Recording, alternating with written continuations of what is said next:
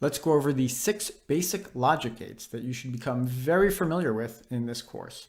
The first is an AND gate, and you have to know its symbol. Kind of looks like a D, I guess. And an AND gate outputs a 1 only when A and B are 1s. Hence the name AND. You know, when A is a 1 and B is a 1, you get a 1. That's it. Everything else is a 0. Next to that, we have an OR gate. And an OR gate looks like a AND gate that's been dented in the back, I guess. I don't know. You have to know this symbol as well. So an OR gate, of course, outputs a 1 when either A is a 1 or B is a 1, or if they're both 1s, you also get a 1. So the only time you get a 0 with an OR gate is if A and B are both 0s.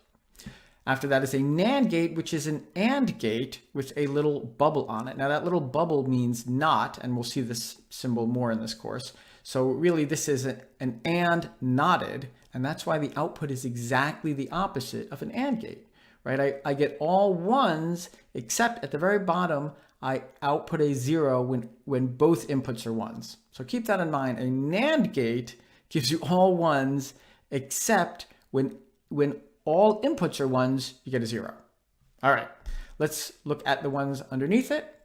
The NOR gate is, of course, the opposite of an OR gate. So a NOR gate's output gives you a 1, 0, 0, 0. Remember, an OR gate gave us a 0 and the rest 1s. So this is the opposite of that.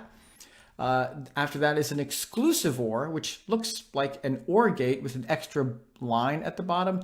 Exclusive means one or the other, but not both, right? So in other words, I get a 1 as an output only when either A or B are 1. But when both A and B are 1, I get a 0.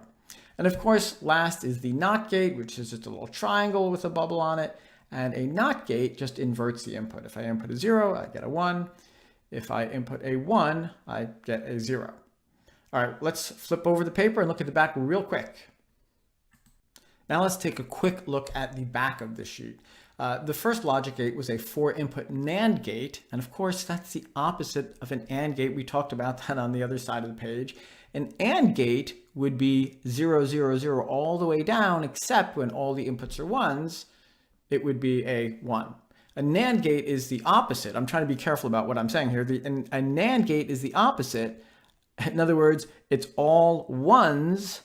And if I scroll down here at the bottom, the last row is a 0, right? Remember, an AND gate, if you had all 1s as inputs, you get a 1 as an output. So a NAND gate is the opposite.